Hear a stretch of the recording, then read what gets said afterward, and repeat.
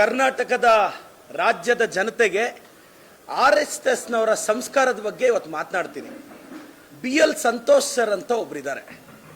RSS ಸಂಘಟನೆಯಿಂದ ಮೇಲ್ ಬಂದವರಂತೆ. ಅವ್ರಿಗೀಗ 59 ವರ್ಷ ವಯಸ್ಸು. ಮೋಸ್ಟ್ಲಿ ಬಹಳಷ್ಟು ಜನ ಕನ್ನಡಿಗರಿಗೆ ಅವ್ರಿಗೆ ಗೊತ್ತಿರಲ್ಲ, ಅದಕ್ಕೆ ಹೇಳ್ತಾ ಇದ್ದೀನಿ ಅವ್ರ ಬಗ್ಗೆ.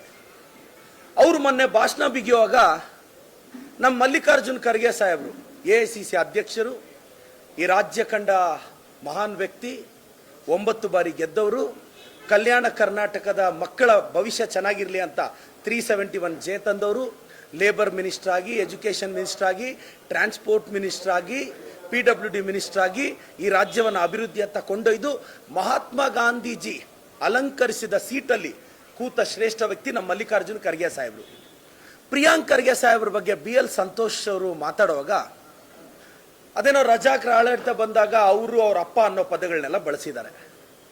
BL ಸಂತೋಷ್ ಸರ್, ಸಂಸ್ಕಾರ ಅನ್ನೋದು ನೀವು ಪದೇ ಪದೇ ಹೇಳ್ತಿರ್ತೀರಲ್ಲ, ಅದೇನು ಸರ್ ನಿಮ್ಮ ಭಾಷಣದಲ್ಲಿ ಅವರು, ಅವರಪ್ಪ, ಇಂಥ ಪದಗಳು ಯಾಕೆ ಈ ಸೋಷಿಯಲ್ ಮೀಡಿಯಾದಲ್ಲಿ ಮೋದಿ ಅಂಧಭಕ್ತರಿಗೆ, ವಾಟ್ಸಪ್ ಯೂನಿವರ್ಸಿಟಿ ಪಿತಾಮಗಳಿಗೆ ಇದೆಲ್ಲ ಬಳಸ್ತೀರಿ, ಗೊತ್ತಾಗ್ತಿಲ್ವಾ? ಅಲ್ಲ, ಖರ್ಗೆ ಸಾಹೇಬರು ನಿಮಗಿಂತ 20-25 ವರ್ಷ ದೊಡ್ಡವರು, ವಿರೋಧ ಪಕ್ಷದ ನಾಯಕರು. ಅವ್ರಿಗೊಂದು ಗೌರವ ಕೊಡಬೇಕು ಅನ್ನೋ ಕನಿಷ್ಠ ಕಾಮನ್ ಸೆನ್ಸ್ ನಿಮಗಿಲ್ಲದೆ ಇದ್ದರೆ ನೀವೇನು ಸಂಸ್ಕಾರ ಕಲ್ತಿದ್ದೀರಾ ಸರ್? ಇನ್ನೊಂದು, ನಮ್ಮ CT ರವಿ ಅಣ್ಣ, ನಾನು ನೋಡ್ತಾ ಇದ್ದೆ ಗೂಗಲಲ್ಲಿ, CT ರವಿ ಎಂಬ ಪದದ ವಿರುದ್ಧಾರ್ಥಕ ಪದವೇನು ಅಂತ.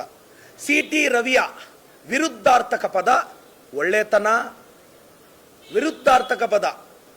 ಬಹಳಷ್ಟು ಜನ ನೋಡಿ, CT ರವಿ ಅಣ್ಣ, ನೀವು ಬಾಯಿಗೆ ಬಂದಂಗೆ ಮಾತಾಡ್ತೀರಾ.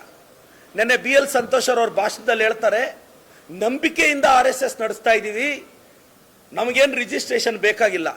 ಸರ್, ಈ ದೇಶದ ಕಾನೂನು ಬಗ್ಗೆ ಗೌರವ ಇಲ್ವಾ? IT ಆಕ್ಟ್ ಬಗ್ಗೆ ನಿಮಗೆ ಗೊತ್ತಿಲ್ವಾ? ಮತ್ತೆ ಯಾಕೆ ಕಾನೂನು ಪಾಸ್ ಮಾಡಿದ್ರಂತೆ? ಏನಾದರೂ ರಿಜಿಸ್ಟ್ರೇಷನ್ ಮಾಡಿ ನೀವು 106 ಕೋಟಿ ತಗೋಬೋದಾ?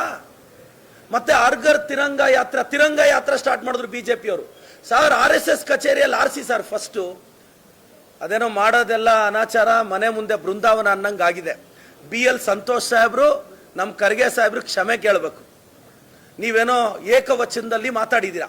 BL ಸಂತೋಷ್ ಸರ್, ನೀವು ದೊಡ್ಡವರು, ನಿಮ್ಗೆ 58 ವರ್ಷ, ನನಗೆ 40 ವರ್ಷ. ನೋಡಿ, ನಾನು ನಿಮ್ಮನ್ನು ಸರ್ ಅಂತ ಇದ್ದೀನಿ, ಸಾಹೇಬ್ರೇ ಅಂತ ಇದ್ದೀನಿ.